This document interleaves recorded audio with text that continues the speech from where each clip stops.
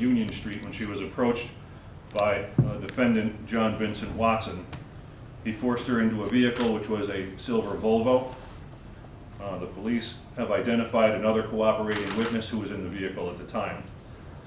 The victim was transported to a residence on Main Street in Luzerne, which is believed to be rented by William Smiley. William Smiley was identified by Watson as his cousin. Once inside the residence, the victim was repeatedly sexually assaulted by both men. She was then forced back to the car with Watson alone. She was physically threatened, and she was compelled to ingest both drugs and alcohol. She was again sexually assaulted.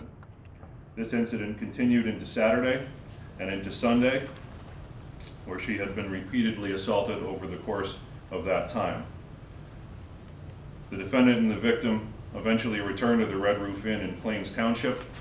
She was again threatened with physical violence and told that she was being taken to Philadelphia, where the defendant would change her appearance.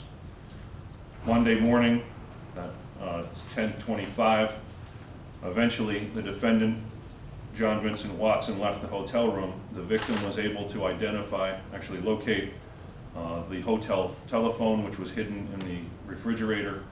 She was able to call 911, and Plains Township Police responded.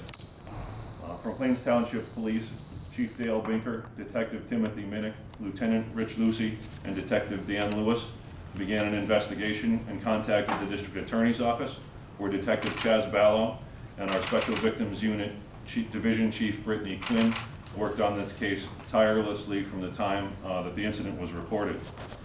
I am happy to say that our office and Plains Township were assisted, vigorously assisted, I should say. There was no end to the man hours put in by Kingston PD Chief Richard Kochik, Detective Ned Polka, Detective Robert Miller, and Sergeant Sam Blasky, who were also assisted by Pittston Police Department, Sergeant Kyle Shamozik, Luzerne Police Department Chief Kotowazinski and Corporal Alex Kotowazinski, the Wilkes-Barre Police Detective Division, Homeland Security, the Office of the Pennsylvania Attorney General, represented here by John Soprano, and the Pennsylvania State Police Forensic Services Unit.